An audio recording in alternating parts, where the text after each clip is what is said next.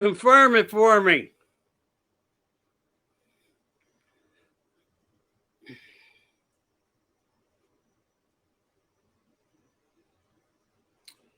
Huh. Interesting. Interesting. It's not confirming live. If you hear me, anybody out there, give me one moment. I've got live on my end. Okay. Yeah, it's live. Okay, I apologize. Something is not working right. It's like a mystery, and it got kicked back for using the word military. I don't know why. But with me tonight, and welcome, welcome everyone. I am Michael Anthony. Welcome into the Dark Radio Network project here on America Disclosing Uncensored. With me tonight is a great guest, military man, Army medic, retired, Jason B. Miller. And thank you for joining us, Jason. And we'll be going live now into some of the groups. They're going to start getting shared out so everybody can hear your story or catch into the live at some point as we present it to them. He's also a researcher, Bigfoot, and he had the best way to say it, an experience that's worth sharing to everybody up and close. It's going to be really interesting. So I want you to pay attention, listen closely, get a bourbon, light a cigar. Ladies, pour a glass of wine. Jason, thank you and welcome in. I apologize for all the technical whatever is going on tonight, but here we are. Mike, nice to meet you. Nice to meet Everybody you. out there. Good. Everybody out there, if you've heard this before, it's the same story, but I'm on a totally different platform. So if you're all ready to rock and roll, hear a really cool encounter. Let's go. All right. Well, I don't like to do things as interviews, but I'm going to start off in a little way where we do. So you have an encounter in a situation. It's just a beautiful day. You're with your family. The weather's good. No obstructions. Everybody's just out for a good time. So why don't you take us through the best way you can, starting now and from where you're starting at point A was and how you got up to that moment. You bet. Okay, so as you stated, couldn't have been a better day to take a hike. And I'm going to disclose the location. I have no problem telling where this occurred to start off with. This is in Ferry County in Washington State.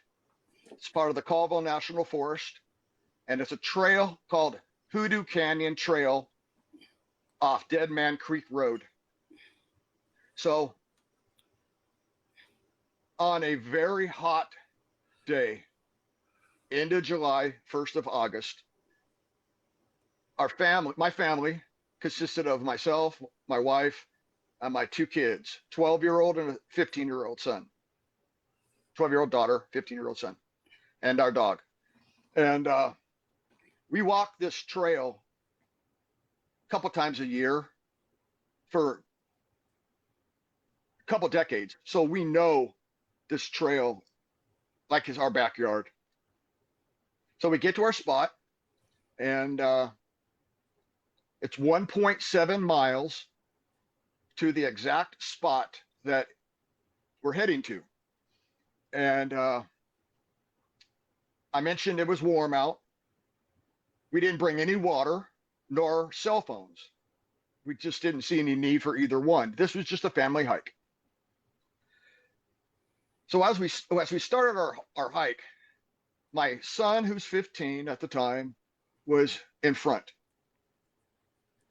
Myself, then my daughter, who was 12, and my wife, and then our dog. He's German Shepherd, pretty big dude. So we're working our way up this Forest Service trail, and this is not a trail that is for the novice. You're gonna hump your way up. It's a great exercise. So about 15 to 20 minutes into the hike, my son is ahead, and he stops us as a group.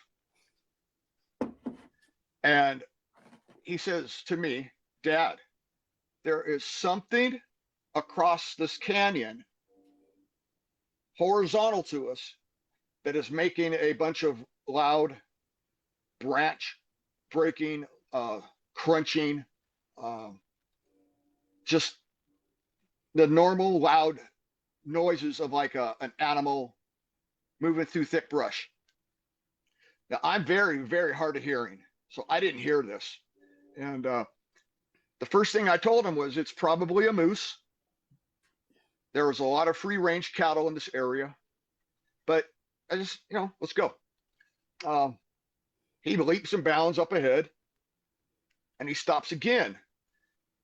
This time we're all in a group, and the sound was again horizontal to us as we were working our way up. My wife and my daughter heard it, and I'm sure my dog did, but I didn't. This continued and continued almost to the very end of this trail where we were going to stop.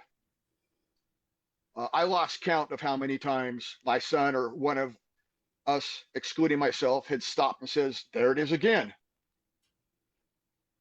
So we're almost to this lookout, and this lookout is a flat ledge, and it drops down roughly 120 feet in front of you. And then there's a rock wall that goes up behind you that's about 30, 35 feet up. So you can sit on this flat little ledge and overlook this beautiful canyon called Hoodoo Canyon. And it's just gorgeous.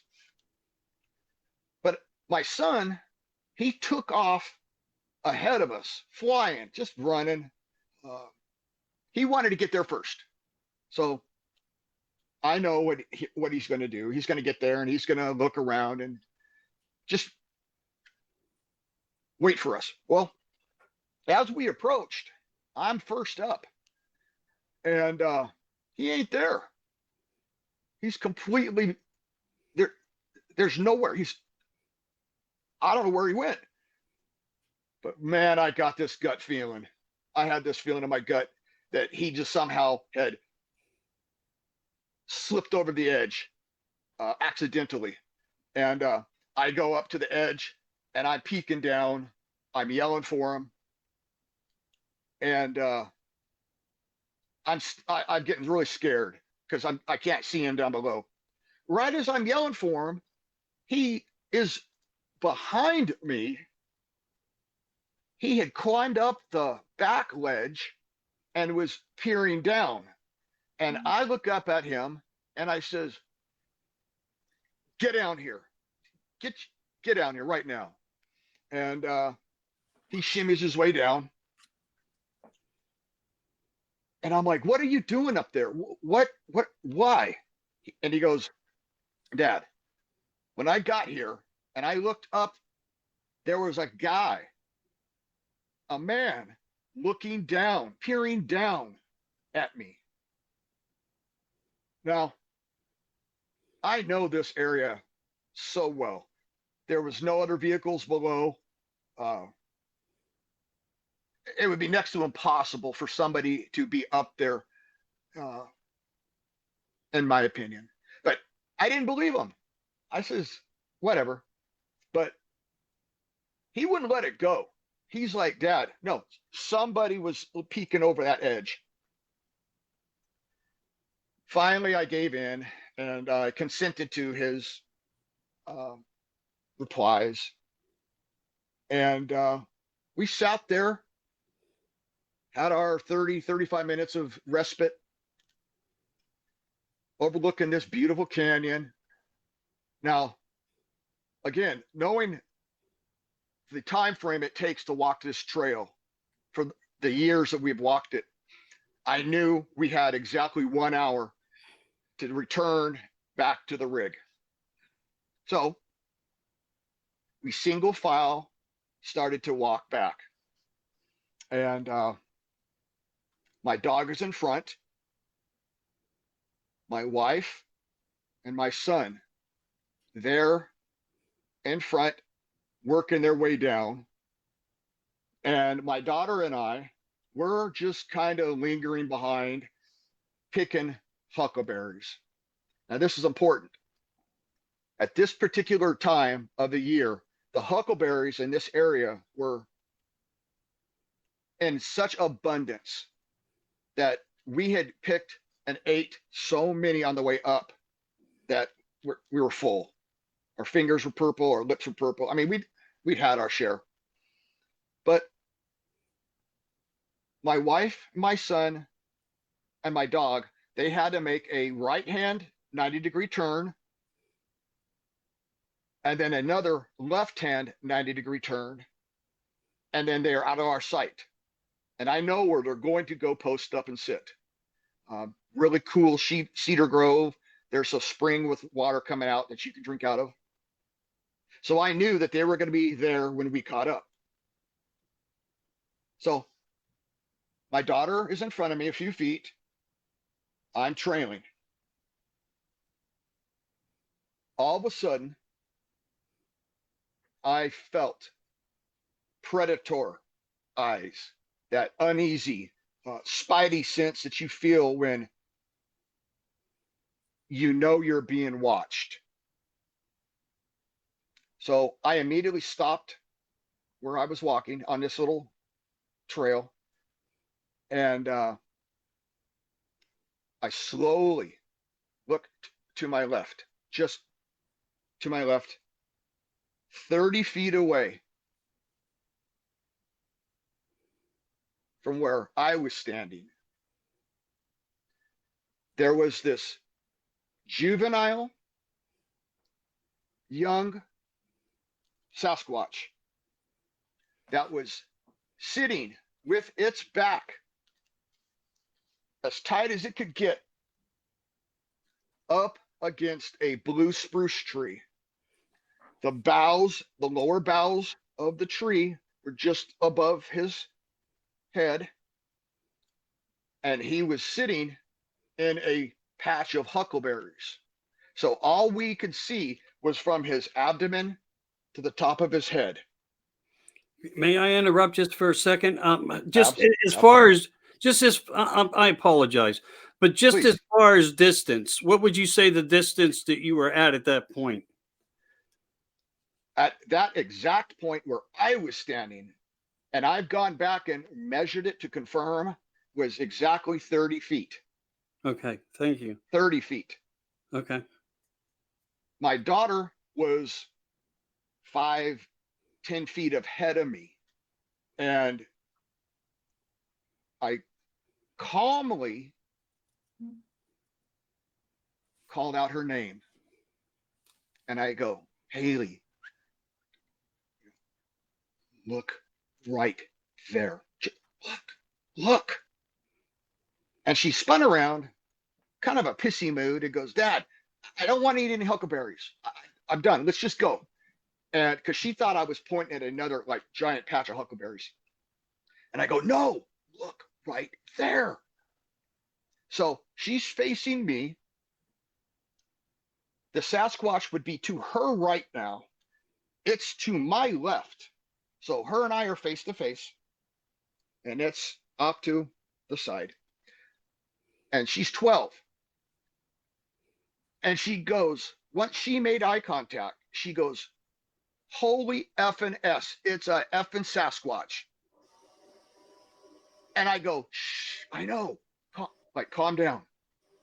Because she said it pretty loud. I had her come closer to me, just a few feet, get within my reach. And we backed up a couple steps. So now we're at about 25 feet, right in there. And this guy, and I'll get to why it was a guy, was sitting with his back against this blue spruce in such a concealed manner that my dog had walked by extremely close. My son and my wife had passed right by. Then my daughter, I just happened to have caught its vibe, its aura, its eyes on me. So my daughter and I are standing here and we're having this three-way stare down. We're looking at it, it's looking at us. I look at my daughter. We're going back and forth. We're not speaking. The whole time we're observing this little guy, it's sitting there and it's slowly picking a huckleberry, pursing its lips,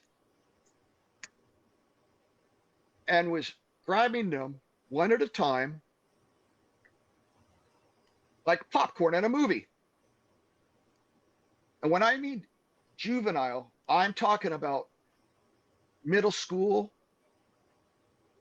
junior high age, because it had the look of a youth, a teenager, a young teenager.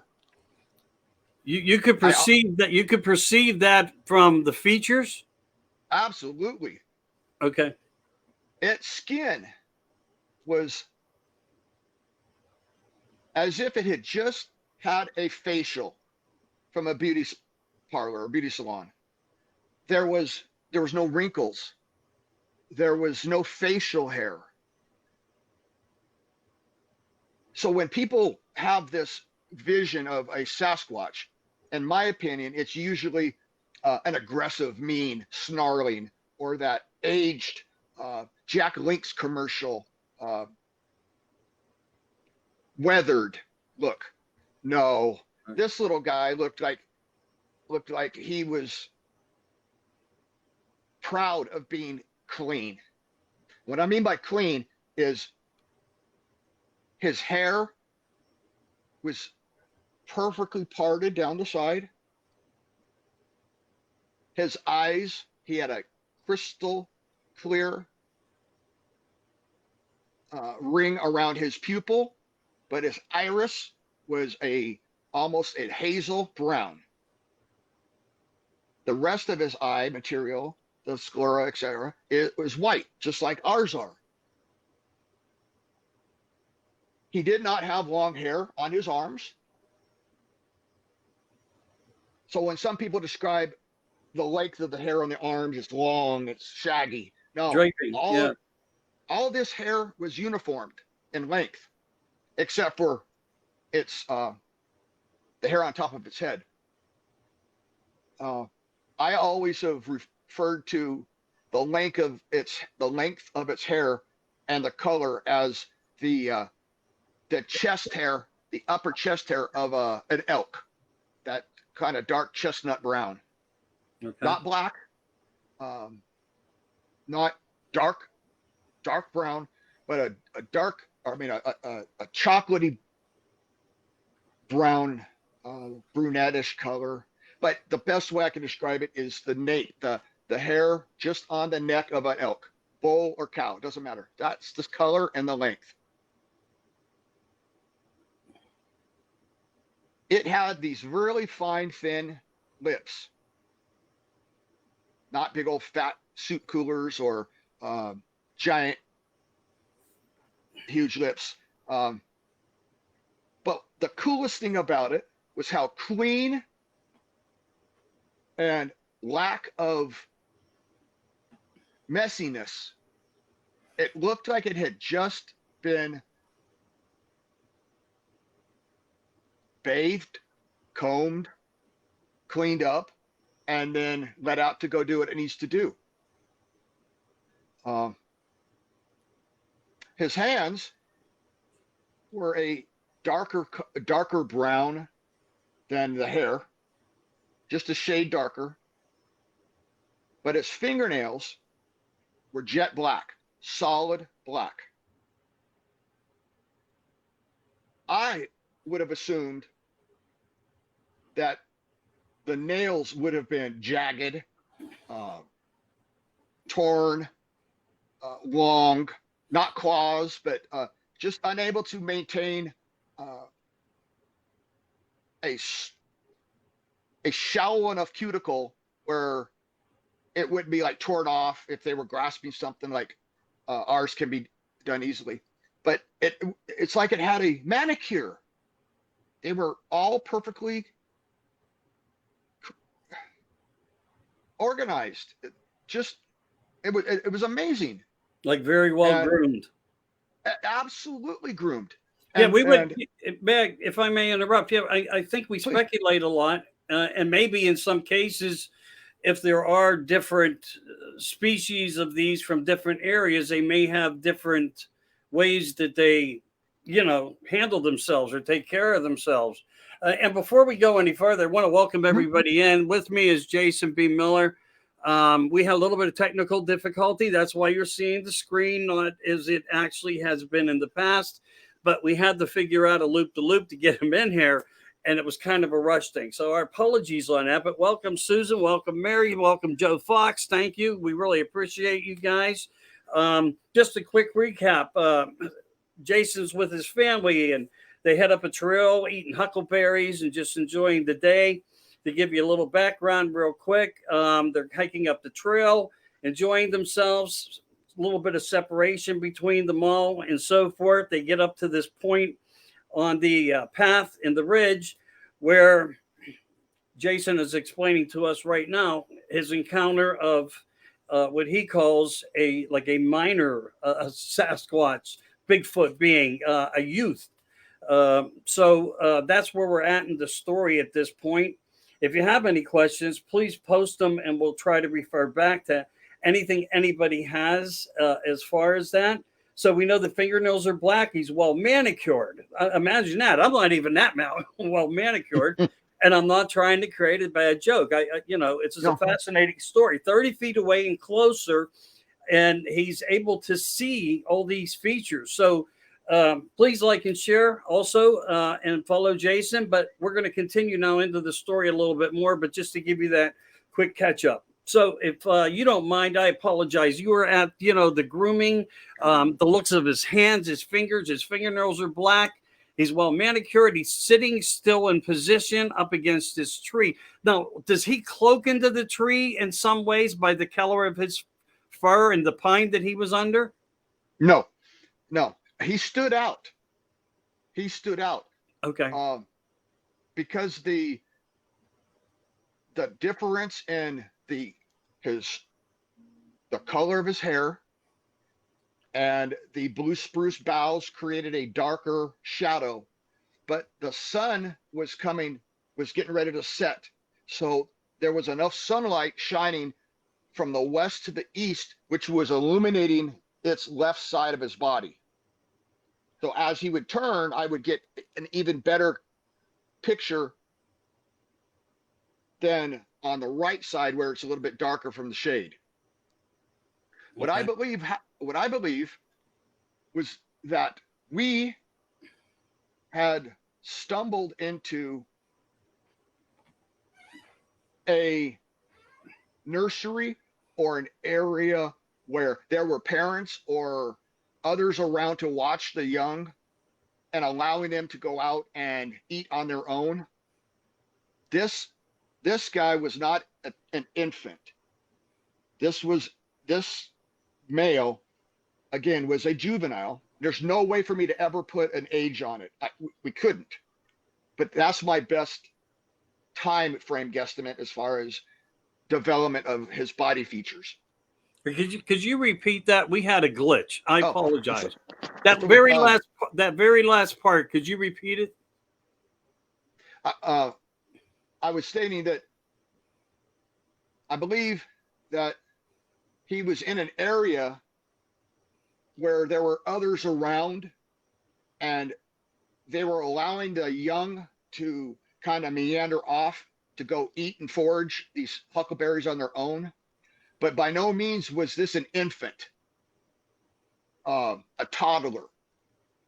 Great. This was a young juvenile, very well developed for his age.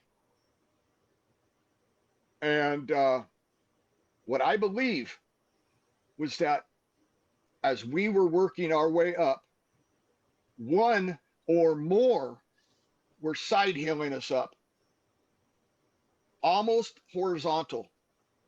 And then what I truly believe was that what my son saw when he says he saw a man peeking over was either this young guy or another watching us out of curiosity, possibly.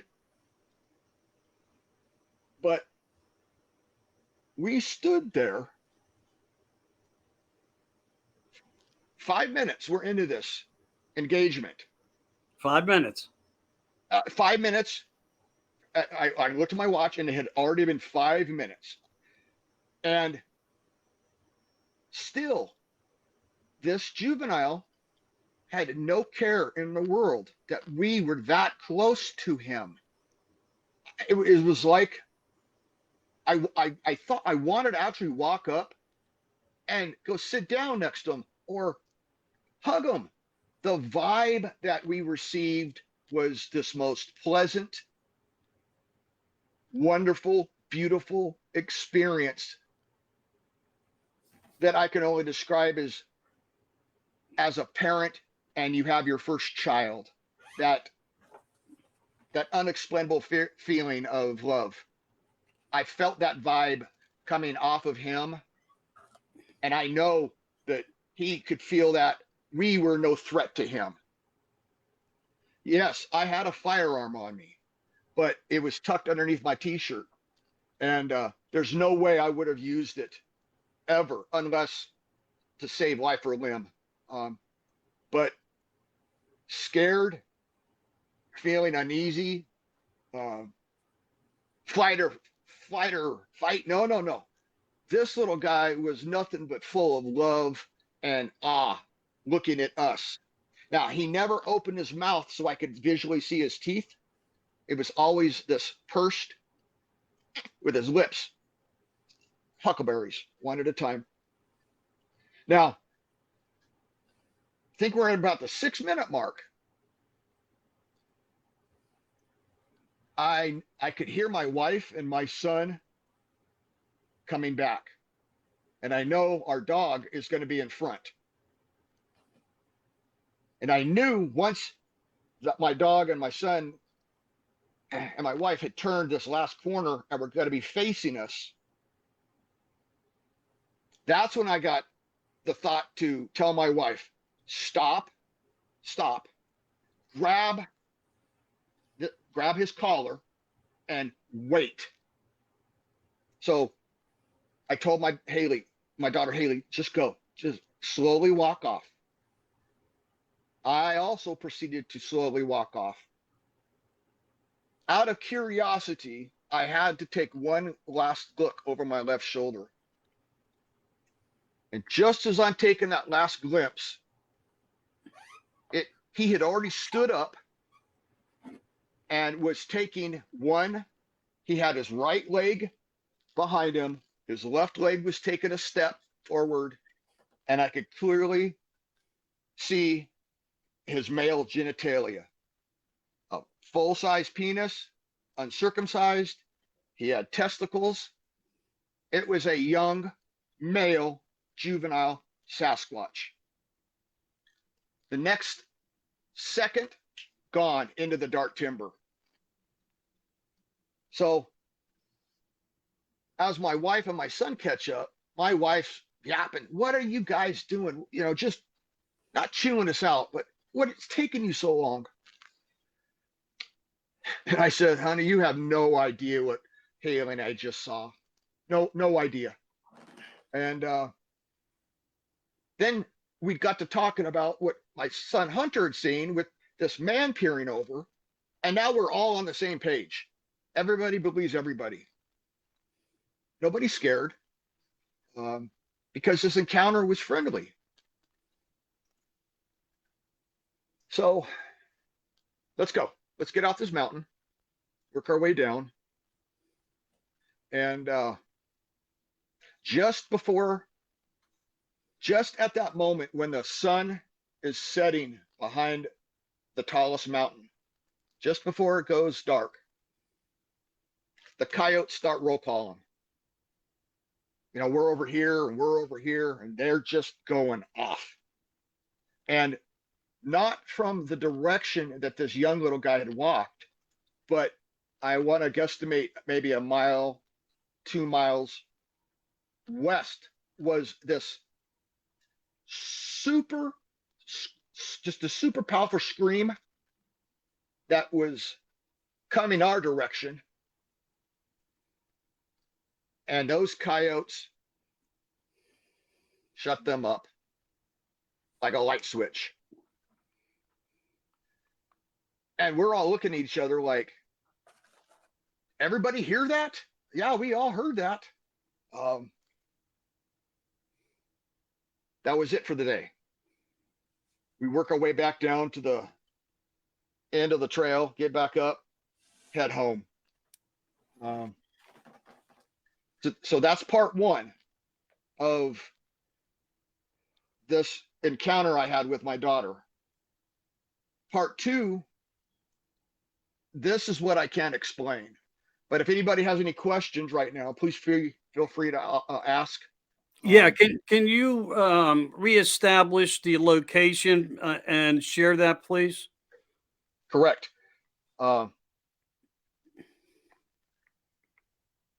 Ferry County in northeast Washington State. You go north of Spokane, Washington. You come through the town I live in, which is Colville. You go to another town called Kettle Falls. You cross the Columbia River, heading north into Canada.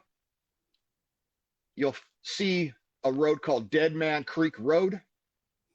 Take that left and just keep driving. And you will eventually find the trailhead, Hoodoo Canyon Trail. I don't know the number, but on the sign it says 1.7 miles to the lookout. So Hoodoo Canyon Trail, Ferry County, Washington. And you can look that up on Google and it'll put a pin right there.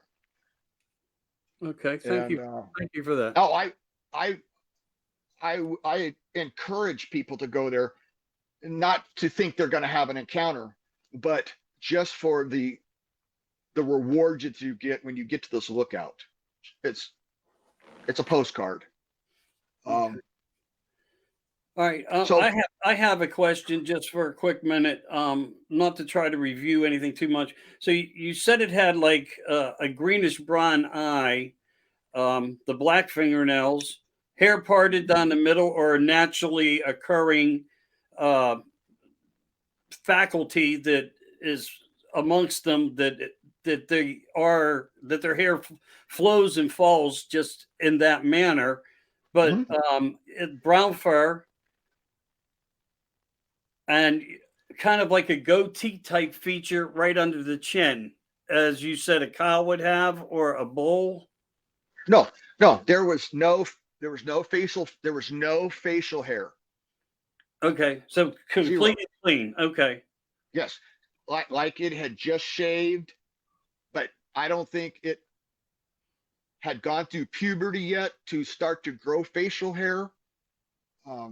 That's my opinion, because of how young and youthful its skin was. It wasn't weathered.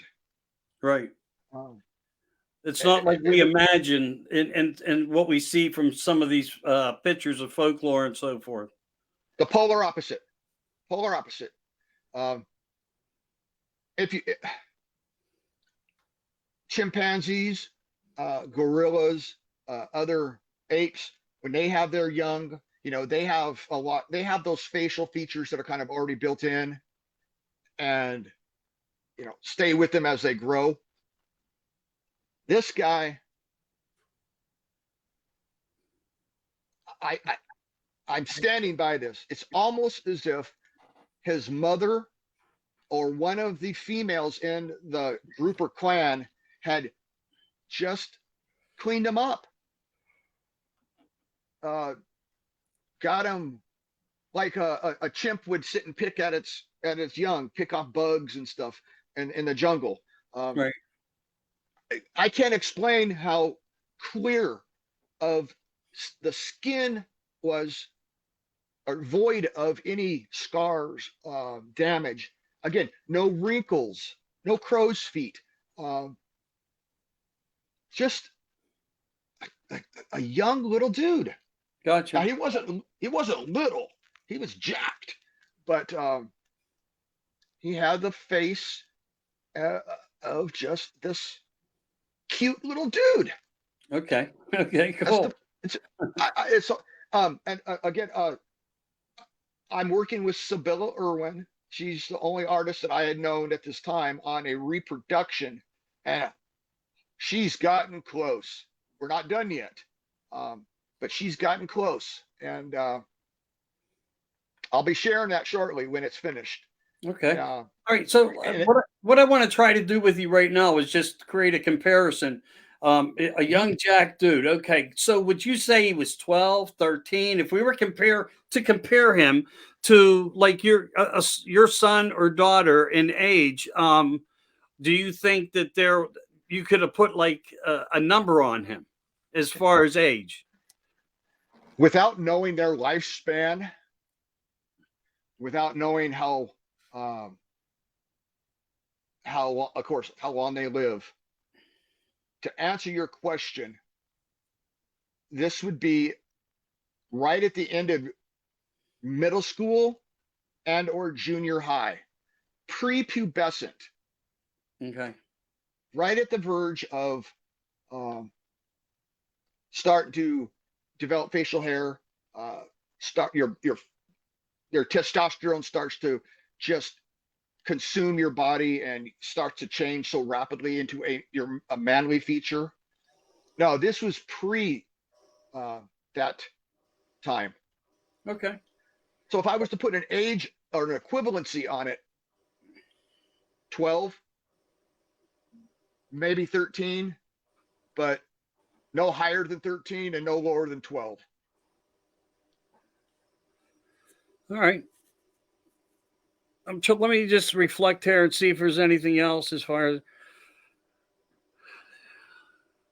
All right, Joe Fox is asking, did you feel any spiritual or supernatural presence also, or possibly? I know you said it was all of love and everybody looking at each other back and forth, and you were never Mhm. threatened. But I guess from his outlook, did because of the spidey sense, maybe, and the possibly that you could be an empath or uh, in some way you're sensitive to which helped this whole scenario to even Mhm. occur.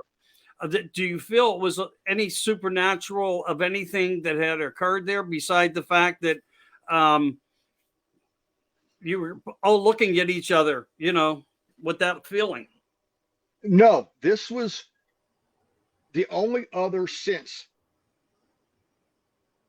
that I felt was there was something else. There was something else out there, another presence. Um, I I never heard, saw, or anything, but I just felt from where it was sitting off to our right, back in the deep dark timber. There might have been something else that was overwatching us. Um, but no, nothing supernatural, nothing spooky, nothing gave me the creeps. Um, not, the forest was still alive with chatter, birds, chipmunks. So it was just like just a natural chance encounter with this being that was breathing and loving what it was watching, and then we just left. But no, nothing out of the ordinary Okay. until the next night, and that'll be part two. I mean, that'll be the conclusion of this encounter. Um, I always mention this for its age, its biceps, its triceps, its pecs, its traps. Um, he was jacked. This was a buffed. This was a buffed dude. Um, they got to be able to do what they got to do to survive out in the world, the wild, in the wilderness. Um, but he was already his muscular definition was well developed, well nourished, and healthy. And again, I cannot stress this any harder than what I'm about to state. So clean. Some people are OCD with how clean their body is. That's the best way I can put it. Um,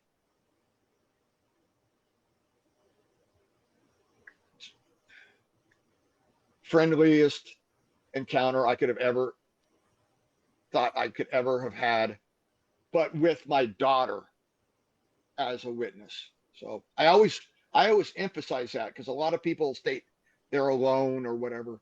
But yeah, this is pretty cool. How tall would you say it was? Good question. Uh, when it stood up, now I came back the next day to confirm everything. Just under 6 feet or right at the 6 foot mark. So 72 inches would be my my dialed in guesstimate. So right at 6 feet. Okay. Did you have any interest into this whole big theory of Bigfoot prior to this event occurring? Zero. Zero. Zero. I when I talked to you a couple days ago, I have pictures of myself as a toddler wearing diapers at deer camp, helping skin a deer. Um, it's part of my DNA, the outdoors. Um, all my years in the military, anytime I had off was out in the bush or uh, wherever I could get away from uh, the concrete jungle or whatever. So Okay. I was on the fence.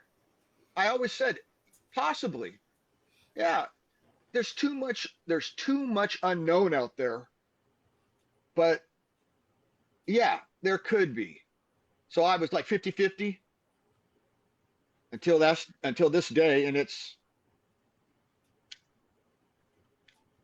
100% flesh and blood, a living being that we saw, in that this we encountered. reality, in this Yes, reality of life. yes, correct, Every bit of correct, what we are, it was. correct. Okay, because that was actually a question that was in the. So I think you helped answer it, and I kind of directed it. So thank you for that question, Joe. We appreciate it, Joey Fox. Thank you, thank you. Yeah. So okay. Incredible.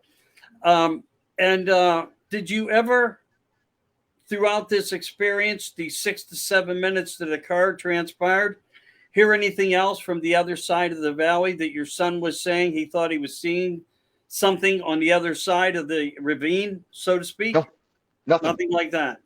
nothing.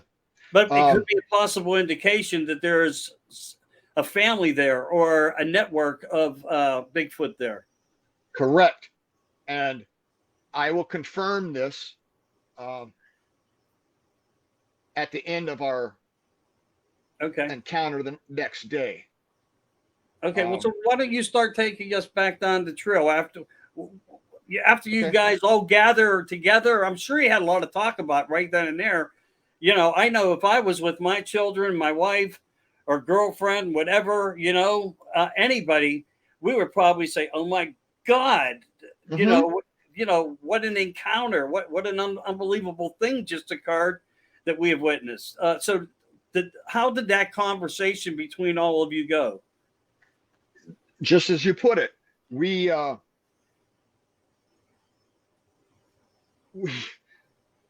we just yapped, talked, stopped at certain spots to go over it again. It was we just kept the conversation flowing.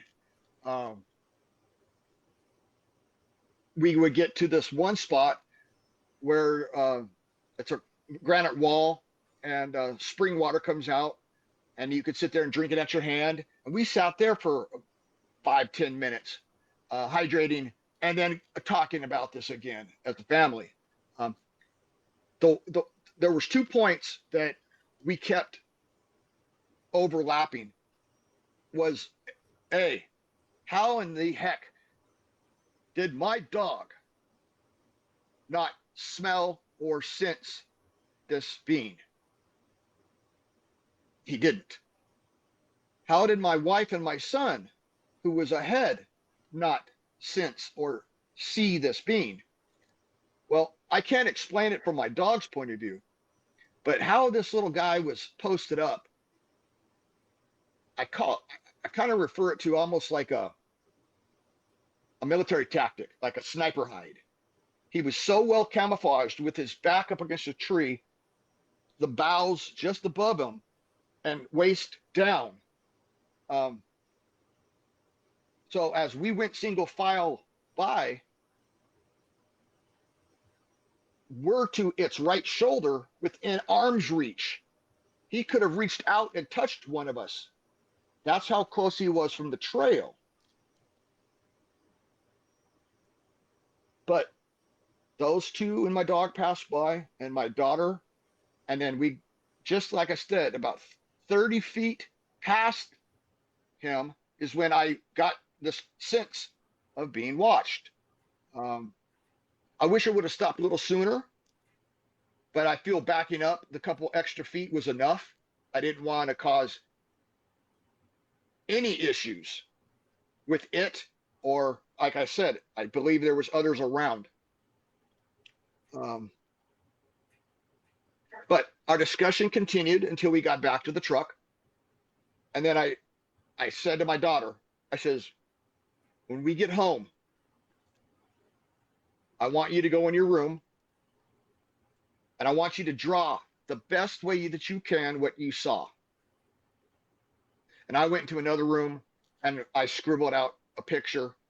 And when we shared them together, even though neither one of us can draw, the similarities were 100%. She didn't leave out anything and I didn't leave out anything. Now, yeah, we were going over it as we were walking down the mountain,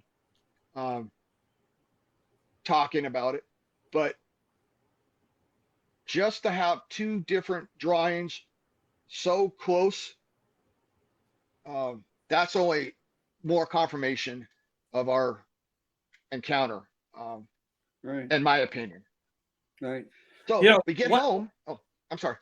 I just not to interrupt you, and I apologize. It's a fascinating story because this is really something that's up and close and so well detailed. It's going to be a hard pill for some people to swallow, but you know what you I saw, know. and Yeah. and I respect your story and you coming out to the world and sharing it to all of us because this is how we're collecting the data on it. One of the important factors that you brought up was there was no scent, and your dog didn't even smell a scent when normally we hear things of horrific smells before an encounter and so forth.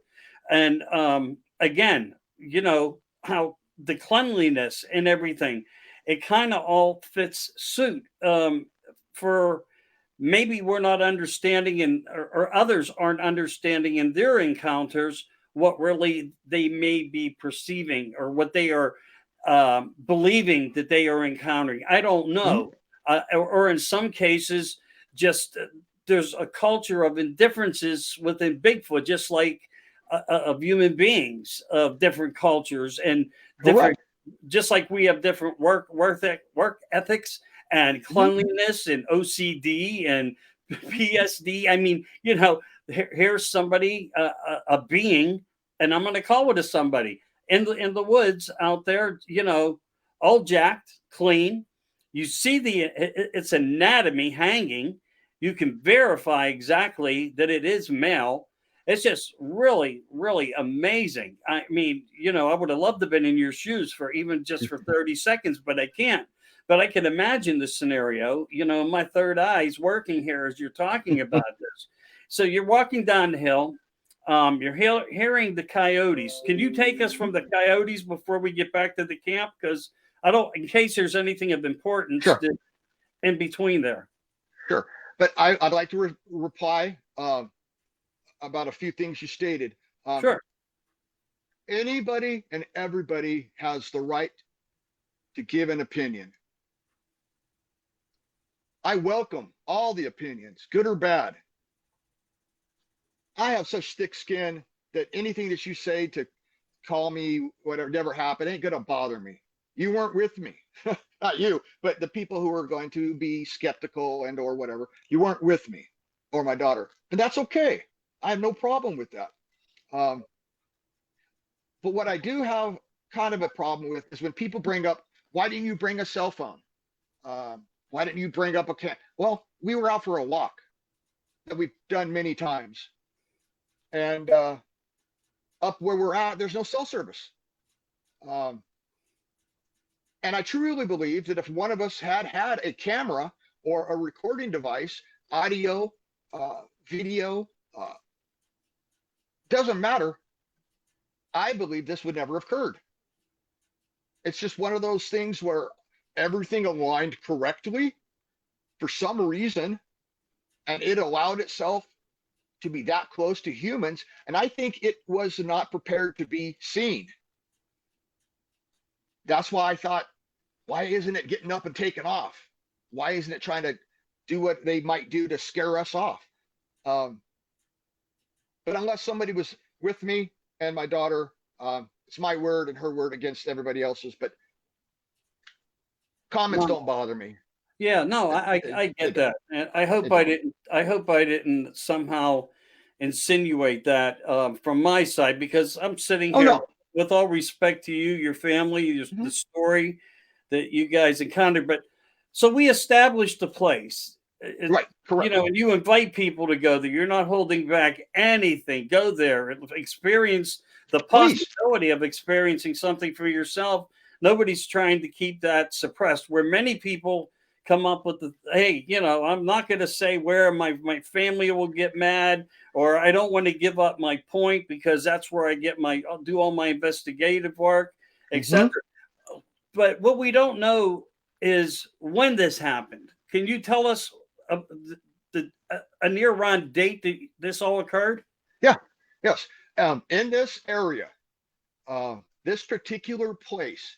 Now, where I live in the corner of Washington State, the northeast corner, there are large areas scattered about that just hold these massive fields of huckleberries. So when they're ripe, you're going to run into the bears, the grizzlies, any other animal that is ready to, feast on that food source when it's the prime time. So this trailhead is well known for having one of the largest huckleberry patches in this vicinity. This was July 31st through August 1st, 2013. And it was 99 to 100 degrees right when we got there in mid-afternoon at the hottest point of the day. So there's the dates. And I gave 2 because what happened the next night. But again, like you said, I encourage people to go up there, especially at that time of the year when the huckleberries are the size of grapes. It's just like nature's candy. Come get me before I'm gone in a matter of days, before they wither up and fall off and are gone. My other spot, like my primary spot that I go to and have been going to, is private.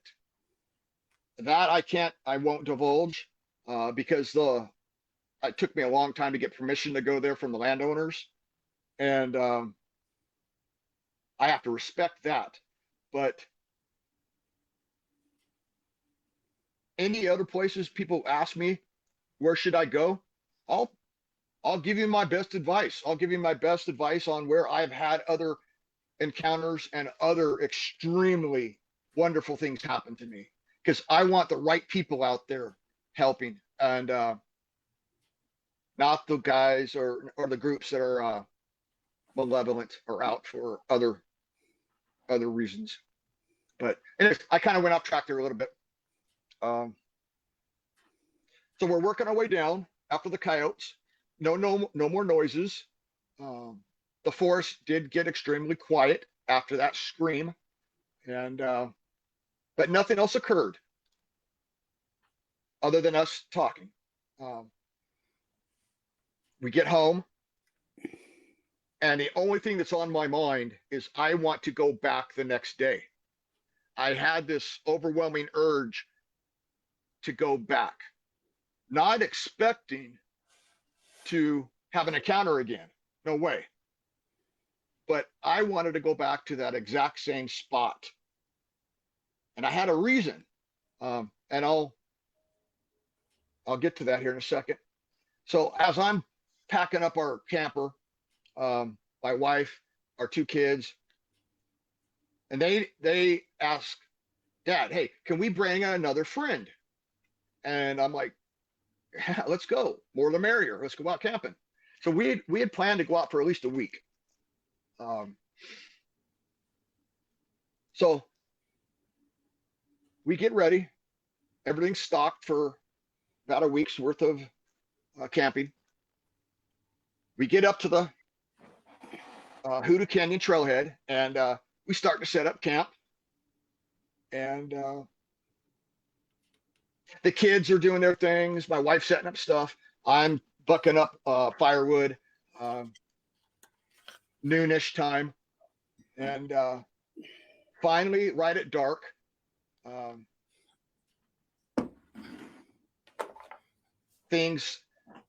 something happens, something started to occur.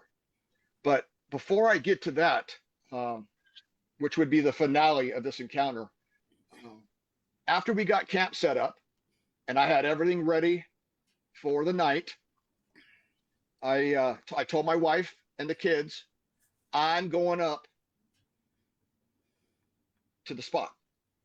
And I have it's a hard habit to break, but I have a med kit with me, a professional med kit. My years of being in the medical field, I know what to bring and I know what to use, maximize my weight distribution, etc. So I throw on my backpack, and they all want to go. And I'm like, cool, let's go. And here we go again on the same hike, roughly around the same time. And again, no camera, no audio recording equipment, none of this. Because again, I felt there was no need for it. So people who might question why I didn't bring a camera again, I just felt, again, there was no need.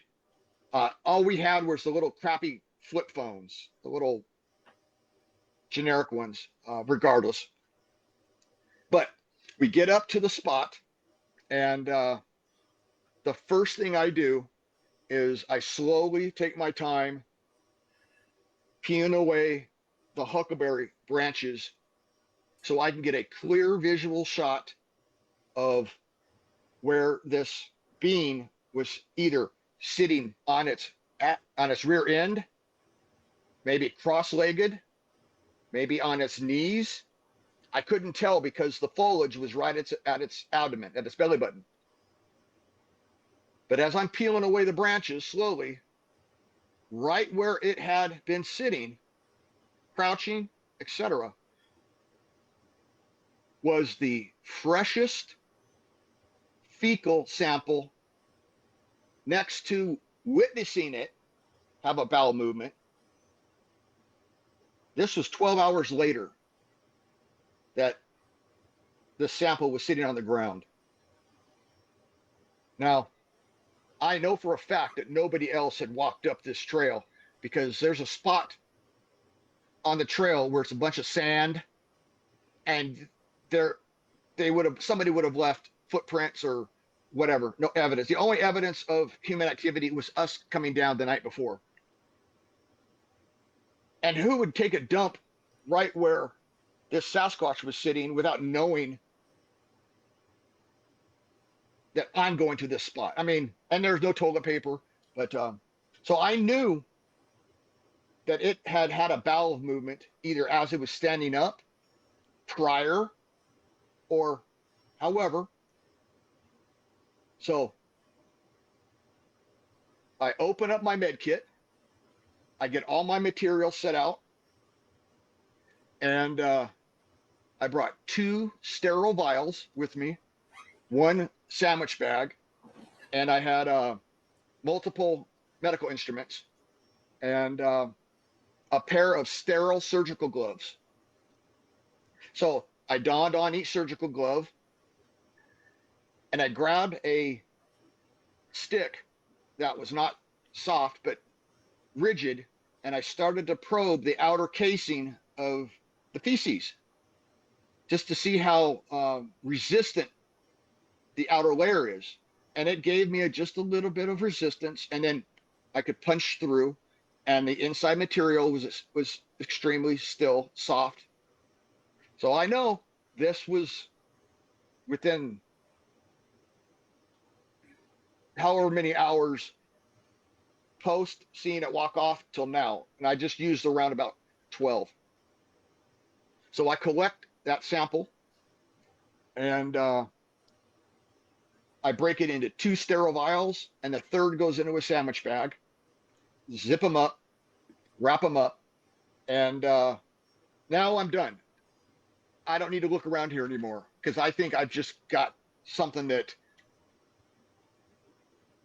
might be the golden ticket, the proof that might be undisputable.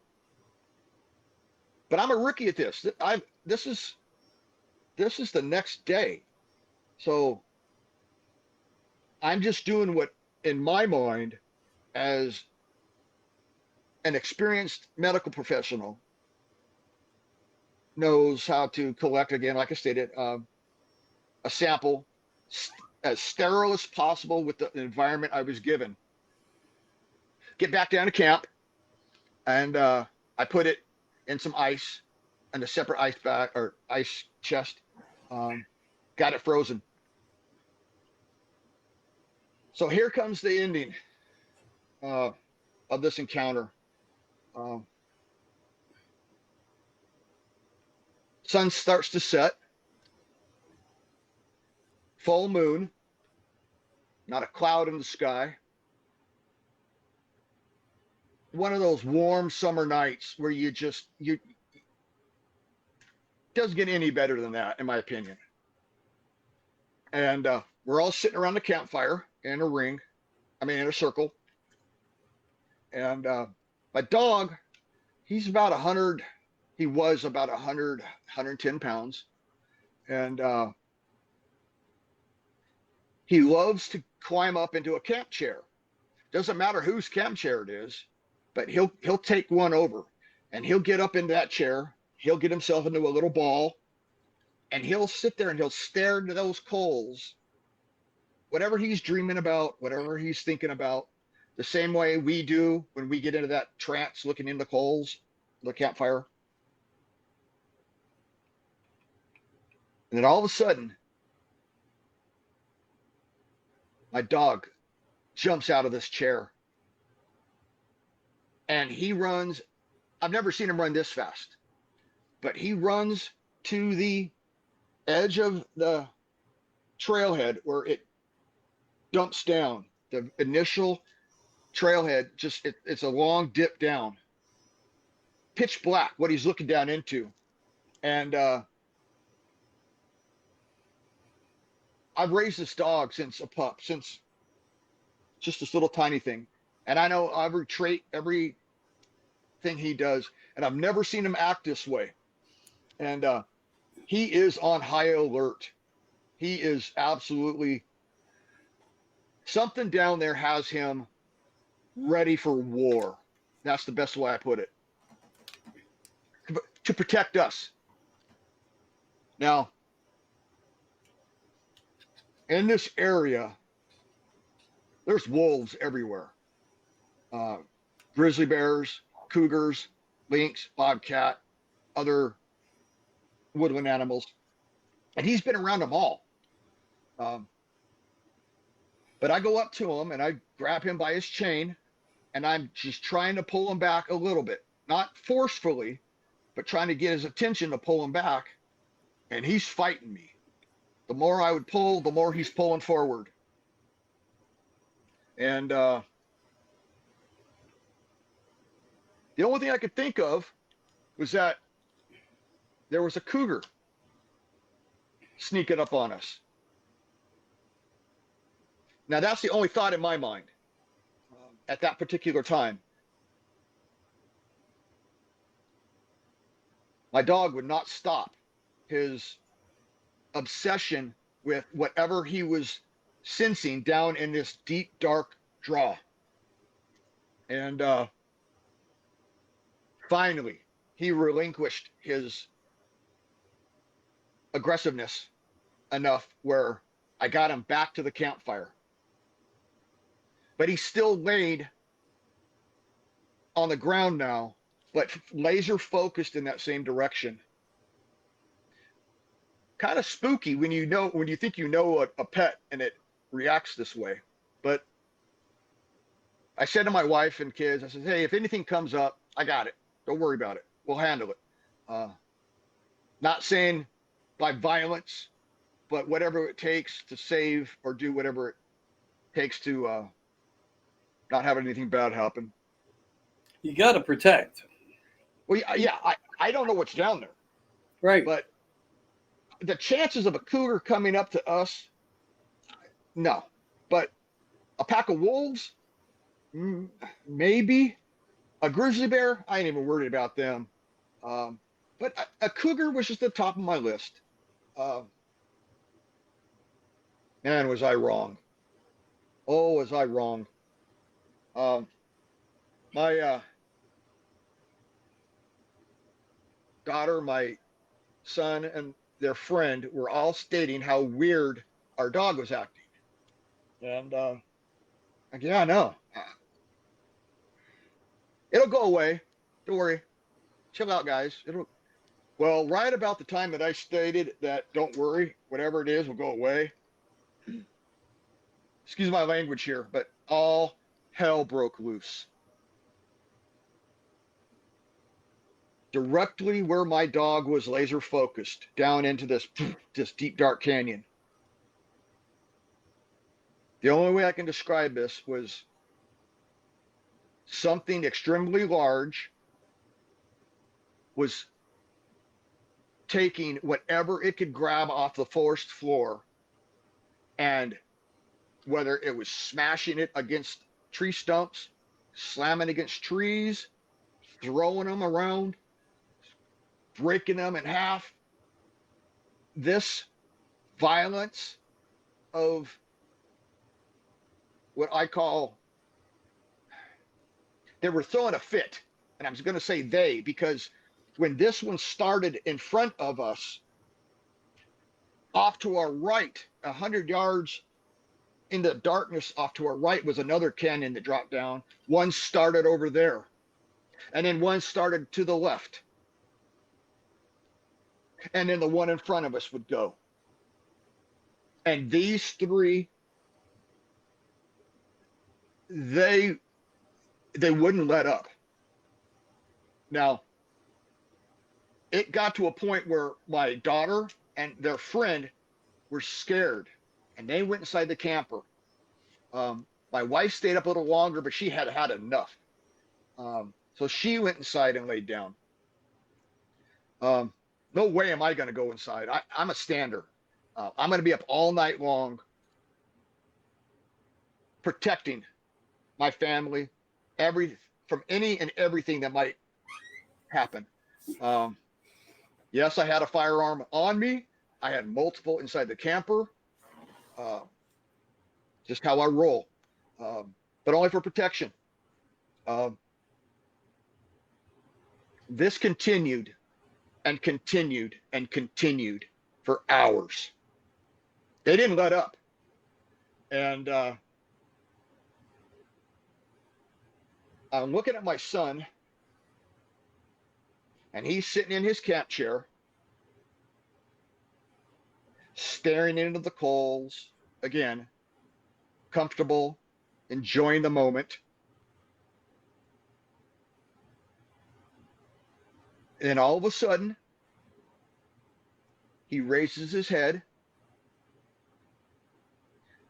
He kind of looks to the right a little bit, and he stands up.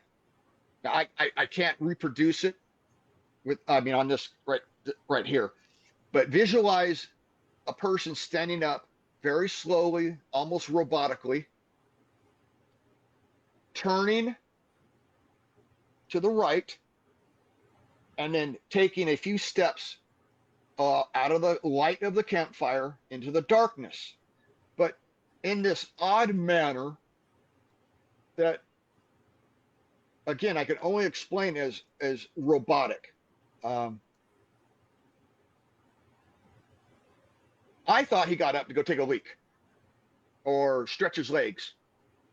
My son's a good kid. He ain't got to go run off and do anything stupid. Now, again, I keep mentioning about time. I'm a time guy. I keep track of things. So at about the minute mark, he should have been done. You know, he ain't sitting around the campfire drinking beer at 15. He's not pounding Mountain Dew. He was just sitting there chilling, getting ready to go to bed. So I go, okay, I'm going to give him 15, 30 more seconds. And then I'm going to go try to go walk and find him. Right at the time when I decided, time's up, let's go, I hear him scream as loud as he can, "Dad." Not a scream of being hurt, but a scream to get my attention, as if something bad is happening. When I ran, it's 107 yards to where he was standing from where the fire pit or the fire ring was. By the time I got up to him, he's staring down into this dark little canyon, and it's pitch black. And I grab him by his left shoulder to turn him around to face me. As I'm pulling on his left shoulder to get him to pivot, his head is still fixated in this one area. Instantly, I peek over his shoulder, and I'm trying to look at what he's looking at.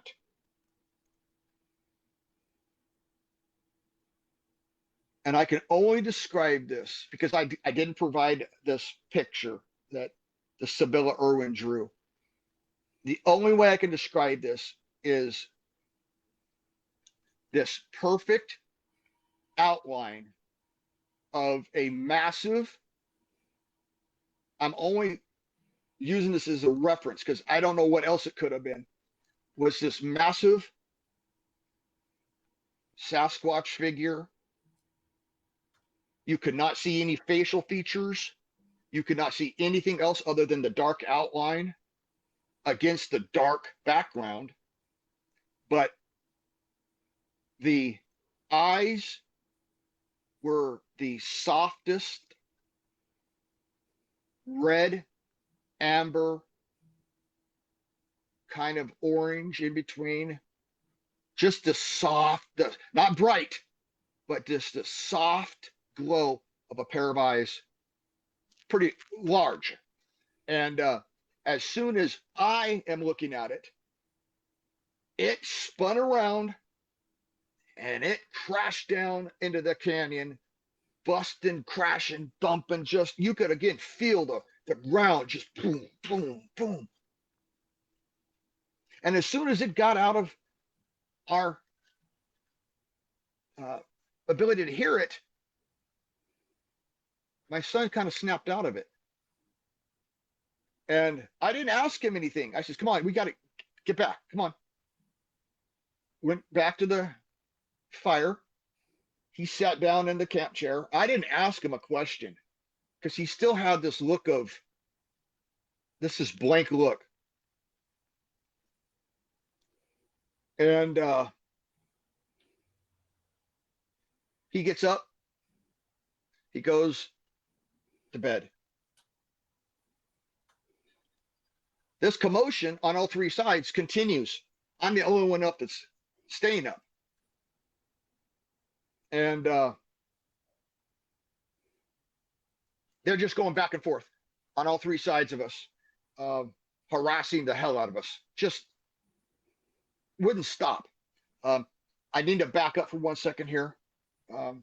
When they first started to throw this, what I call a fit, I pulled out of one of my out of the camper. I had a Generation 1 night vision monocular. At that time, it's pretty good. You could see about 100 yards, especially with the sunlight. I mean, the moonlight and the stars. And then you could hit the infrared illuminator and get about another 100 yards more.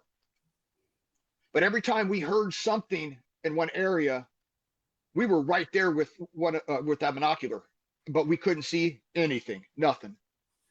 Then I would boogie over to another spot where we heard, try to look around, nothing. I handed it back to my son, and I says, "You stay right here, and you watch this whole area." And he never saw anything. It's just weird. But that was with the night vision binocular. That was pre his walking off into the dark, and I skipped over that. So, in conclusion, what I believe was that if my son had not yelled out for me the way that he did, if he had not gotten any words out or the ability to make any noise, I truly believe he would have been taken. Been one of the 411 mysteries. Because something had to have sent a message to him to get up and come here. Keep coming. Now, my son is 26 now. I still can't get him to talk about it. Every time I bring up stuff, he walks away. He doesn't want to. It messed him up. Doesn't keep him from going outdoors, but he doesn't like the subject. Did he ever talk to you at any point in time prior to like where he is now in his way of thinking? The only thing that I've been able to drag out of him is that he knows it happened. He does not have an explanation why he acted in that manner. He does state what I just explained as far as this black silhouette with these red glowing eyes, or amber. But that's all the information I can get out of him. I've asked him, did you feel weird? Did you head hurt? I mean, no, he refrains from talking about it. And I respect that. I would never, ever push somebody that far. Maybe sometime in the future he might discuss this. But we have no explanation. I didn't feel anything. My dog did not react. It was him and I, especially myself, believe it was directed solely to him. Yeah, sounds like it. And yeah, it's. I asked him, why did you yell, "Dad"? Why didn't? And he goes, "That's the only word that I could get to come out of my mouth." I asked him, how close was it when you first got there? He says within arm's reach. So they were pretty close. And maybe at that particular time being that close is when he freaked out, was able to get the word dad out, and then it had backed up back into the shadows a little more, but was still stationary when I got my little butt there. Yeah. Well, knowing what you So know now and the experience, because this changed your life into an endeavor of chasing Bigfoot, we'll say. Well, who doesn't? You know, once somebody has an experience, it seems like we go from the experienced hiker to the experienced Bigfooter. But in ways, people deserve, you know, their efforts for doing that. And we need to respect their efforts as to why they do it. We're not there. We don't see these things. We understand there is something possibly being used as a hypnotic uh, type of infrasound of something that that frequencies may have something to do with the fact that they are mind speaking. We don't even recall. We don't even have the ability through the pineal gland in our mind to absorb correct. this system of theory. But we do know that many people talk about it. Correct. Pretty amazing that, you know, what you did get out of him and where he is. And maybe one day, again, you know, he'll be on somebody else's show sharing the experience into the light. Because wasn't there also not a part up on the ridge where he thought he saw a man? Yeah. He had the initial visual encounter of one of many. And this is what I was going to finish on this 24-hour period. I went from being a family loving hiker, let's go, let's take this hardcore trail. Today, let's take this easy one. Now, I want to make this clear to the people out there. This is not a place where you go and you park on the asphalt and then you have a public bathroom and then you have somebody park next to you and then you walk 100 yards into the bush. No, this is way out in the most isolated parts of where I live that you got to be able to put in the time after an initial encounter to do real research.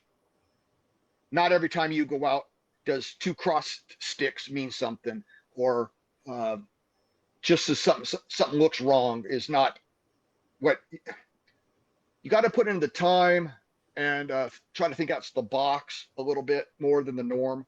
But yes, what I believe was that my son saw either the juvenile was peeking over and then he boogied down and posted up. But after the next night, when we were harassed by 3, I think we stumbled into their clan or their gathering to gorge on the huckleberry patch at this time, and we upset their normal feeding procedure. They didn't want us there. They made it clear. They could have been a lot more intimidating if they wanted to. They didn't throw anything at us. There was not a single sound vocal made. It was all physical intimidation with whatever they could grab with their hands on the ground at that point in time until daylight. Just at daylight, it stopped.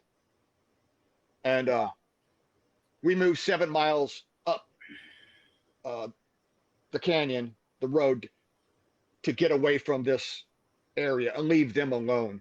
I believe they were sending us a picture. Hey, you got too close to our kid, one of our kids. Now you came back, and now we want you gone. Now get out of here. That's my theory. But this is my only first encounter. 24 hours into this, having my mind just turned inside out, upside down, 180 degrees. So I was a rookie at this time, extreme rookie. But and you learn as you go on. But I did my best, and I did my best so well.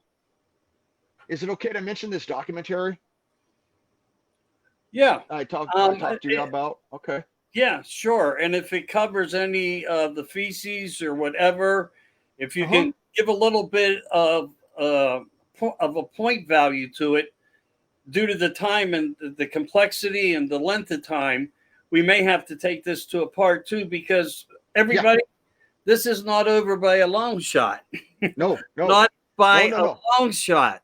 Um, no. so if you're just coming in, and we from both of us, hello to Leona and Carl, Elizabeth, Mary, everybody who's come in, stayed, watch, go, whatever. Please try to give a repeat on it in case you missed anything. But we may have to go into a part two of this because it does grow. So why don't you, with any further ado, please express what you feel you need to, because this might be the height of where part two will come into place. As I said again, due to time and so forth. Yeah, I understand. So I will condense this, and if uh, you're gracious enough to have me back on for part Of two, course. part two will be even more incredible, because this is my first encounter. Um, so I'm gonna expedite this ending real quick. Um, After I collected the fecal sample, I got it home, and I immediately, within a few days, I started a Facebook page on Facebook, and I went into high detail of this encounter, how I collected the material, the sample, et cetera, et cetera, et cetera. And a couple weeks later, I got a phone call from Dr. Jeffrey Meldrum. Jeff And Meldrum. correct. Okay, just want to make sure that's announced very well that Jeff himself contacted you. Yes, sir. Contacted me over the telephone. Um, he says, somebody forward me your encounter, and I hear that you might possibly have some hair samples and a fecal sample. And I says, first of all, I was like, this couldn't be the real dude. Um, but yes. So on the phone, I explained him in detail, and he walked me through how to collect these samples.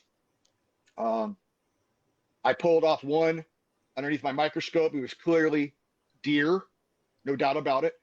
Um, I kept pulling them off, deer, deer.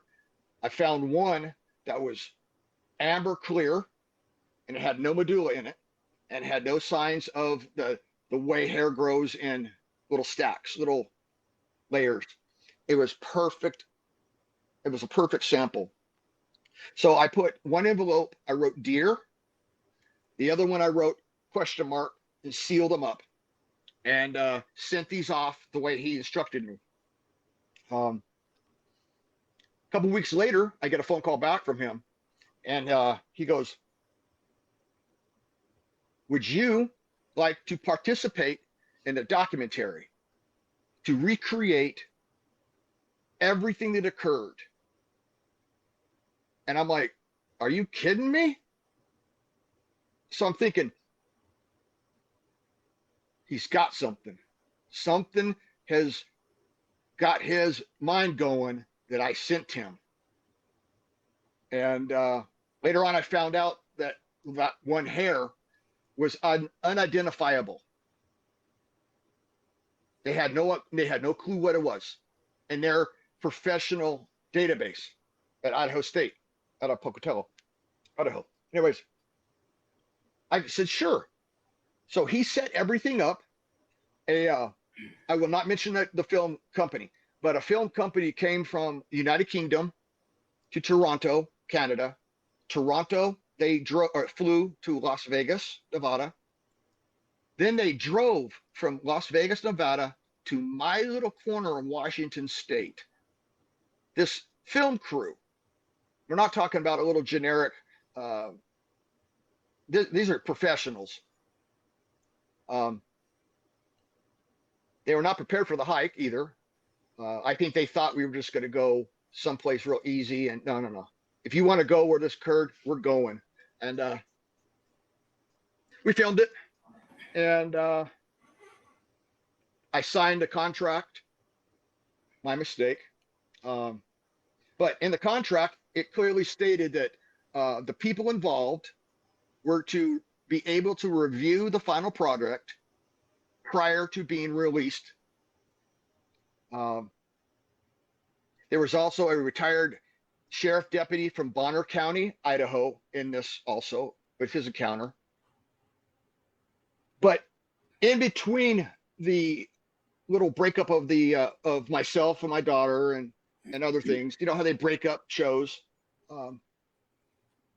These British people, and I'm not saying anything negative about any race, color, or creed, but these British people who were doing the commentary were snarky. They were non-believers. They were hardcore skeptics, and they were putting us down pretty hard. And Dr. Jeff Meldrum, Dr. Jeff Meldrum, he also sent samples to NYU University, New York University, and for further DNA analysis. I will not mention the doctor's name who performed these tests, but at the end of the documentary, which I never got to review prior, somebody on my Facebook page says, "Hey, your doc's out. Have you seen it?" I'm like, "What? What? No, send a link to me." Well, anyways, the very end, the British commentary people said that what myself and my daughter had seen and this retired sheriff deputy was an escaped walking circus bear. That's their conclusion. Then the professor at NYU, without using his words, but I'm going to paraphrase, he basically said that both samples were white-tailed deer, and the person who collected this wasted all my time and resources, just squashing me, just grinding me into a goofball. Really upset me. So for 10 years, 10 whole years coming up here,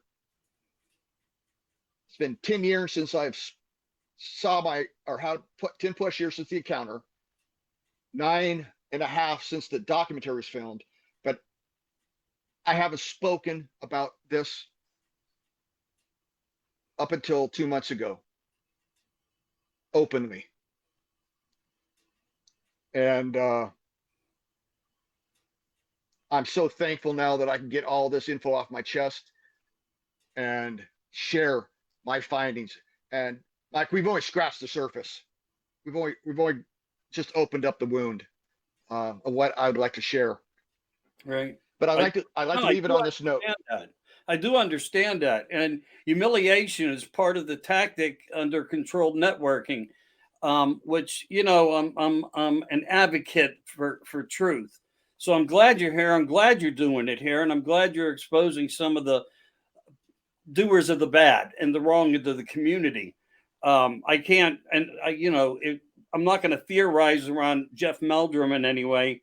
No, I'd like to think that he tried to do the best for you he could, and maybe had no idea that people would be so negative, whether under a government control narrative or whatever the situation was.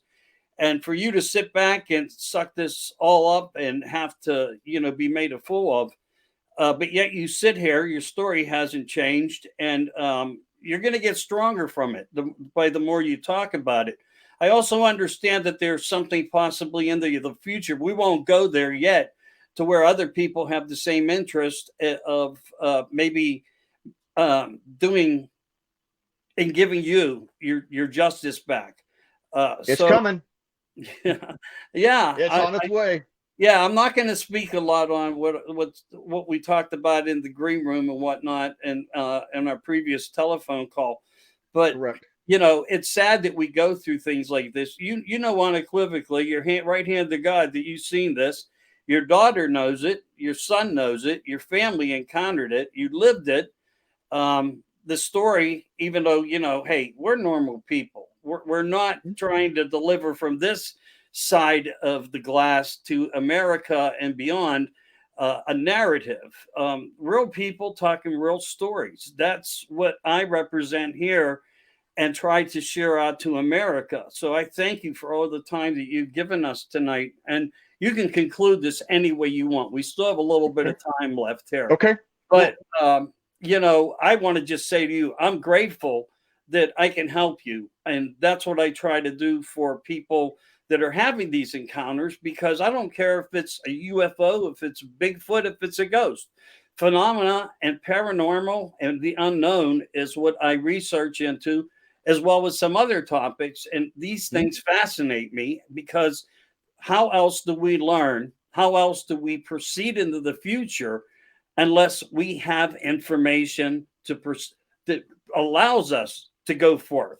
And you've added a lot there. You've made mention to some very, very good specifics, and I thank you for that. So, with that said, and a couple more hellos, because we got to always include the audience. Please, Leona, please. thank you for coming in. Mary, thank you for being such a rock star. I mean, you really helped the chat room tonight. I thank you so much. Mary Fabian, over 50 years, Bigfooting. There's not many out there that can say they've been doing it that long. She's a rock star. Jack Warren's been in. Leona, again, as I said, Elizabeth, Scott, Joe Fox. A lot of really good people in the community that throughout Facebook are members with many different groups. Mary herself is from the Pennsylvania Bigfoot Project. She's the founder, the coordinator, and the one that has stand behind all the people. I think she has nearly 20,000 now. So I hope Mary shares this out into the groups for us. Give us a little helping hand there. Get this story out, because it's going to break, and it's going to break in a different way than what people might think. We're used to being at a pinnacle that never goes anywhere. You might be the domino effect to taking everybody into the next part of the paradigm. If that is the case, nothing but greatness can happen. Nothing, in my opinion, but great science, great evidence. And I'm hoping that a lot of these people who are out here wasting time, wasting other people's real good research, I'm hoping they kind of fade off and get bored. But the true hardcore ones, we ain't going nowhere. I'm not stopping. I'd like to leave it at this, though. I thank everybody for watching. I encourage, again, as I stated, any and all comments. Ask me anything that pops in your mind, and I will honestly give you back feedback, good or bad, whatever you throw at me. It's communicate. It's how we learn. But from the time I did this documentary and got burned, I decided to do everything by myself, and or with one other trusted person. Oh, and him and we got to have him on next time. What happened with him and I? He's got to participate in part 2 if we do it, because it occurred with him and I, and it's something that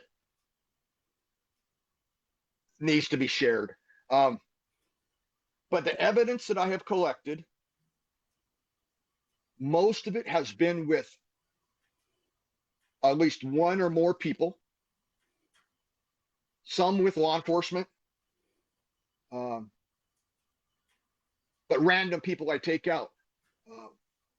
Not every time does things occur or happen, of course, but as I stated, you got to put the time in. Once a month ain't enough. I prefer staying out as long as I can until I got to come home and resupply. And I got to thank my wife and family for letting me do this for so long. But I want to leave it at this. there's a lot of researchers out here who will really have their heart in the right place. There's a lot of wasted researchers that they call themselves who are out for money, likes, etc. But I have been offered and I have accepted a role in Legend Meets Science Part 2. It will be highlighting 2 of my findings that, in my opinion, are undisputable. So the skeptics bring it when you see it, because I want your feedback. But you got to have to let me to reply also, calmly, nicely. But also in this 3-hour show by the producer of Monster Quest,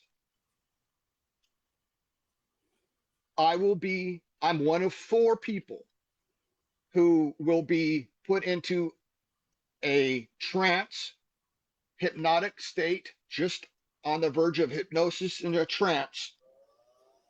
And this psychologist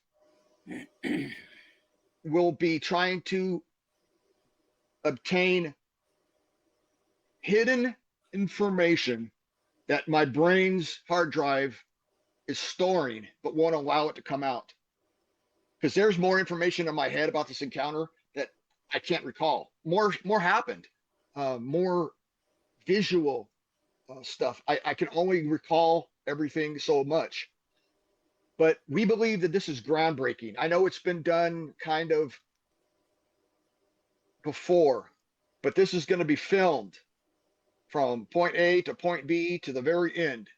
I'm excited to see where this goes. But again, I'm just stating, I'm not tooting my own horn. I sit back in the shadows and I do my work, and I don't go to conventions. I don't have any YouTube channels. But to be offered this role and what evidence that I have submitted, well, that just kind of speaks for itself without having to show it right now. And if we do get to do a part 2, I think that's when I'll share some more goodies. But this is just verbal right now. I hope everybody enjoyed it. Please share, please comment. And if anybody has any questions, you can find me on Facebook, private message me. Or leave it, or even leave them in the chat room tonight, and you can refer back to it and answer them that way if you like, just as a secondary option. Hey, I don't want to toot my own horn or tap myself on my own shoulder, but I'm going to. I'm probably the reason hypnotic regression is now starting to enter this whole entirety of the community. No because way. Really? I know unequivocally I was the one that even said it, and I know who watched it. I know where I said it at, and I know now who's using it. So I'm just gonna say, no, truthfully, I had some really great conversations also with a friend of ours, Ernie, that we share some things with. And Ernie and I have we're not against the community. We're trying to actually figure out the encounter because mine was different than yours. I don't know if I remembered everything. It's a place I'd like to put my own self in that hot seat for, because I want to know the entirety of truth, because in some cases it says that our own mind can manifest things that how do you manifest something you never had an interest in, like in your case, and suddenly it's there? I would think if there was, a way for that to happen, you would have to have some type of interest to it. Where in my case, I think because I was playing with something that made this occurrence occur, I put myself to that place where possibly maybe my own brain played tricks on me, but I don't know. I have never had it happen. But in talking to Ernie Dubois, who's had a very impressive encounter himself that everybody knows about, we had this conversation because I think sometimes it's necessary. And I think when you do yell at, because I said this on my shows as well, when you do yell at, and I offered to do this, I put it out there as an offer, and I got not one person who would accept it. And I said that on a guy by the name, I'm just going to say Doug's show. Um, Yes. and I'm just going to leave it at that. And if he's Correct. taking it with that, or however or whatever I planted a seed of thought, I hope he utilizes it well with the best interest for all the people that are now coming forth to do it. I wish I could have been part of it, but evidently it's not meant to be, and that's fine. That's fine. But I want to say thank you again. And if anybody has any further questions, please post them. And I know Jason B, as I'm going to call him, will be more than happy to review and check out everybody's comments after the show. And I would love to look forward to a part 2 with you. And if you would like to bring somebody on, I accept. We'll just have to do a preview so we don't run into what we ran into tonight, because Correct. I mentioned a military aspect in the show, and Facebook was blocking me before I got here. So that was a little bit of our tardiness in a system. So we had to create a loop in a loop to put him on. I can't even tell you because I'm not even sure I know what we did. But from behind the glass, we were able to make this happen. So please accept my apologies there. It wasn't meant to occur that way. No proper introduction in the way it should have been done. Again, my apologies there.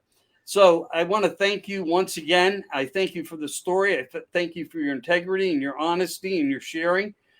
We'll create something. So let's look at this as part 1, and we'll go into a part 2 narrative. We can talk about it later on the phone at some point in the next couple of days, and we'll prepare some readiness in the community for people who have the interest to listen to where this is going and what's going on with it. So we'll keep everybody in the loop with us. So any final words or anything you'd like to do, right? The floor is yours. Okay. To wrap it up,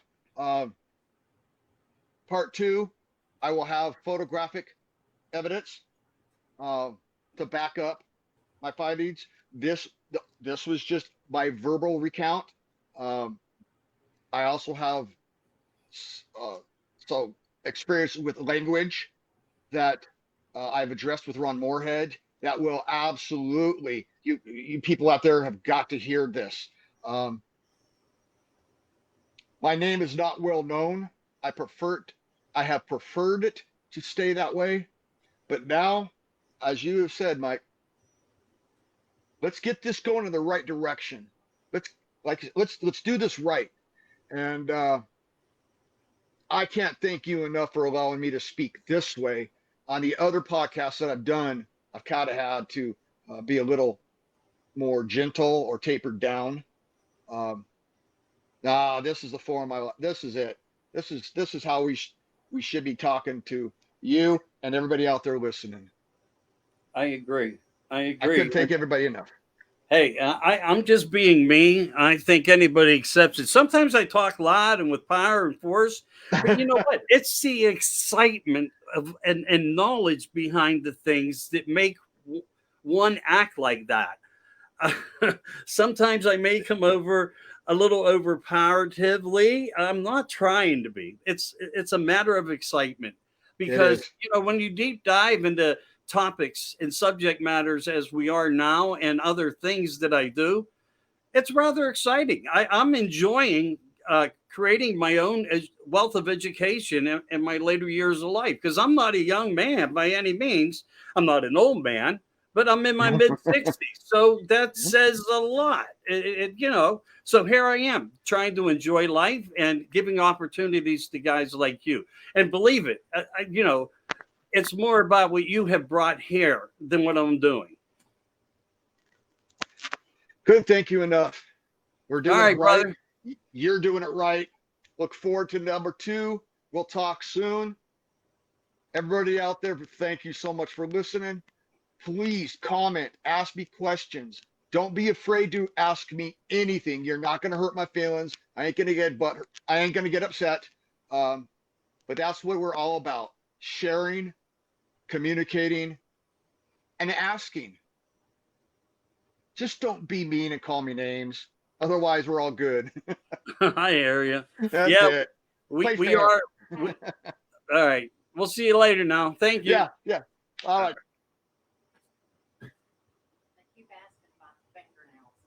Black.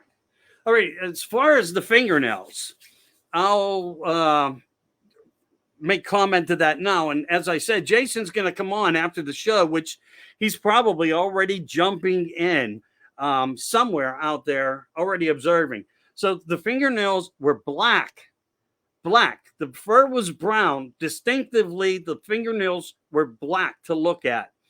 Remember, 30 feet away, and at some points a little closer due to movements and trying to get the visual sight. So that's not that far of a distance if you think about it. And if it's a massive type of feature in front of you, I would think you would only have a more clearness of a sighting. Again, I can't answer these questions the way Jason can. I can only answer them the way I believe he stated them earlier in the show. I think it was an incredible show. Again, my apologies on how it started and how everything transpired. I'm looking at the two cameras. So if you notice me looking this way, I have a secondary going somewhere else, okay? But nevertheless, I think he gave a lot of important information. So I know Mary, Russell Easterbrooks, Ron Moorhead, Jeff Meldrum. There's something going on here. There's a buzz, which part 2 is going to tell you even a lot more about. I thank Jason B for picking me to come on and saying, hey, I'd like to do a show with you because I think you're more of the reality guy that will be able to deliver for him. And that's, I couldn't be any more thankful that people in ways acknowledge me and thank me for and the way that they do and look out for me. But it's really me looking out for the community, trying to give back something to all you guys who are out there working. I do the same thing you guys do, believe it. Like Jason, like me, like my documents behind me that are this thick in tablets. I joke not, of people calling me. And I'll give you one thing I haven't really talked about, but I'm going to start bringing him into the paranormal realm of a show that's coming out, as well as the news show that's coming out. What's in the Skies from my skiff. Okay. Not David Grunge's, but from mine. You're going to learn, excuse me, a little bit more about who Michael Anthony is, if I'm really Michael Anthony. Nevertheless, the point and matter to that is, a little share of something that I think is rather interesting. Jason's a researcher. I research just as well as many others who come through the group tonight and the chat and the stream that do researching and others that will see it. One story that I never shared that makes me question things. We know that Bigfoot can create sometimes what we believe is a ruckus, and that was expressed to even here tonight on the show. But I had an experiencer researcher that I talked to that basically was experimenting with tree knocks. Now, he was researching 100 miles from his home in a desolate area, traveling off to it. He's been there several times. And he didn't really get any activity. And he was actually on somebody's property that was near where he goes, trying to help them figure out what they were going through. So all night, it was the experiment. 3 knocks, knocking on trees, knocking 2 sticks together, trying to create little bits of and tidbits of different sounds. Nothing. He's about an hour away from daybreak, an hour and a half, and he decides, well, I've done all I can here. I can call them on the phone. He's going to head back home. He's 100 miles away from his home. 100 miles. This is the important part why I bring it up. He drives all the way back through different towns, different areas where woods quit and woods start to pick back up again. They quit again. He rides through a town. There's no woods around him. He pulls into his driveway. He gets out of his car. He opens up his trunk. And he stands there and he starts to observe in his trunk. Okay, what am I going to get out first? And right behind his house, that's not a big house, he's a man with a normal home. He starts to experiencing a return of knocks, clear knocks. Makes me and makes him and makes us, I think, at this point, hearing this, all wonder, when we do these knocks, is it Bigfoot or is it something else? 100 miles of separation, and he experiences the knock return when he gets to his own home. I just thought I'd share that with you. It's a true story. It's something that I discussed with somebody. And there's no evidence for something like this, but the story. So there we have another one. What does it mean? I don't know, but it is what it is. 100 miles away, and he got his answer. What does it mean? Who did it? Is it something else? No evidence. So anyway, thanks so much for joining tonight. I really appreciate it. I can't tell you. So look forward to what's in the skies. I also have some America in Crisis coming on. Just a quick note. Trump's one step stronger as DeSantis stepped on tonight. Sorry, didn't want to go political, but I thought it was a great announcement to make that.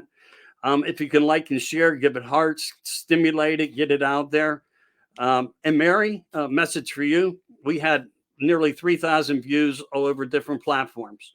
Facebook doesn't exactly show how I share it out and who my moderators are to take ownership of what I'm doing, and they share it. So there was a lot of good reviews and commentary. Nice job, Mary. Thank you for helping me out last week.